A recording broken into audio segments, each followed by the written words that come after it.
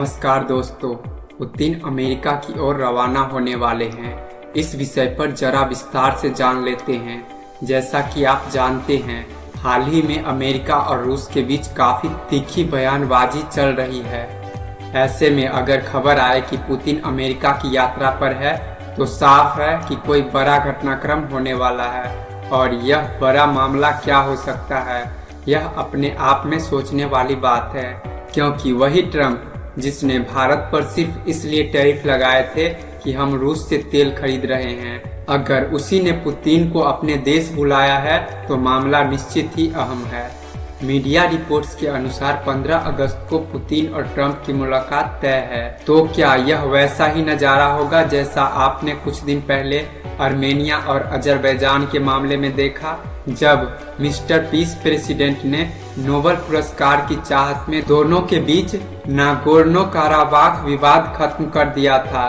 क्या अब वैसा ही यूक्रेन और रूस के बीच भी होने वाला है? यह सवाल इसलिए उठ रहा है क्योंकि रूस ने अपने करीबी देशों से संपर्क साधा है और यूक्रेन ने भी अपने सहयोगियों को इशारे दिए हैं कि कुछ बड़ा हो सकता है। और खास बात यह है कि इस पूरे संघर्ष के दौरान पहली बार अमेरिकी राष्ट्रपति और रूसी राष्ट्रपति आमने सामने बैठेंगे। यह मुलाकात दोनों देशों के भविष्य को किस दिशा में ले जाएगी, यही आज का मुख्य विषय है।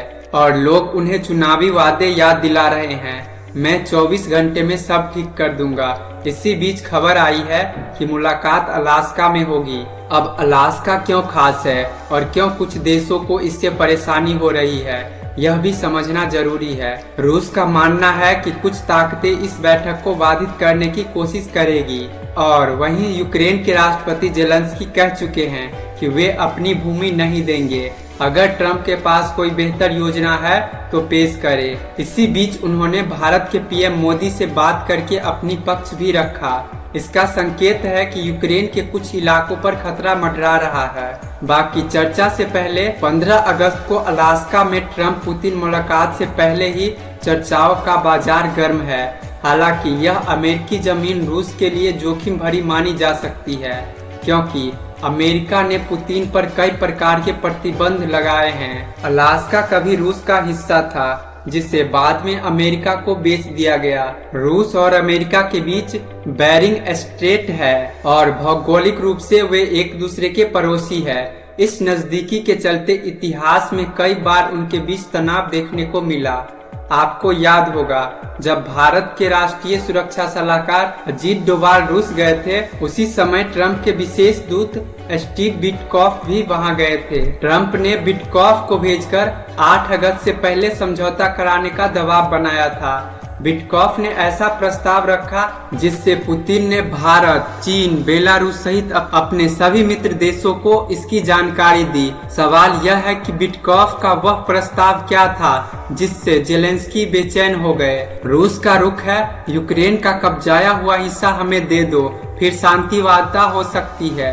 जबकि यूक्रेन कहता है 2014 में क्रीमिया छीना, अब 4 और क्षेत्र भी ले लोगे तो आगे भी यही करोगे। फिलहाल रूस लुहांस्क, डोनेस्क, जाइपोरिजिया, खेरसॉन और क्रीमिया पर कब्जा बनाए हुए हैं। अब अगर पुतिन अमेरिका जाने के लिए तैयार हुए हैं तो निश्चित ही ट्रंप ने उन्हें कोई ठोस ऑफर दिया होगा। 9 अगस्त को ट्रंप के बयान ने हलचल मचा दी। उन्होंने कहा कि जेलेंस्की को किसी समझौते पर हस्ताक्षर करने के लिए तैयार रहना चाहिए।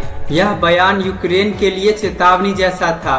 जेलेंस्की ने तुरंत प्रतिक्रिया दी और पश्चिमी देशों को फोन करके आगाह किया कि उनकी जमीन छीनी जा सकती है। पहले भी अमेरिका और रूस ने शांति वार्ता की थी जिसमें यूक्रेन को शामिल नहीं किया गया था। इस बार जेलेंस्की ने साफ कहा, यूक्रेन अपनी भूमि कब्जाधारियों को नहीं देगा। फ्रांस के राष्ट्रपति मैक्रोन ने भी कहा कि यूक्रेन के भविष्य पर बिना उसकी भागीदारी के फैसला नहीं होना चाहिए। अब संकेत मिल रहे हैं कि व्हाइट हाउस जेलेंस्की को भी अलास्का बुला सकता है ताकि समझौते में उन्हें भी शामिल किया जा सके। अगर यह समझौता हो जाता है तो रूस यूक्रेन युद्ध से जुड़े कई अंतर्राष्ट्रीय प्रतिबंध खत्म हो सकते हैं, जिसका भारत को भी फायदा होगा। हालांकि ट्रंप अभी भी भारत पर दबाव डालने वाले कदम उठा रहे हैं। भारत ने प्रतिक्रिया दी है। बढ़िया है, पीस प्लान लेकर आइए, हम तैयार है। इस पर आप क्या सोचते हैं, अपनी राय कमेंट में दें। धन्यवाद।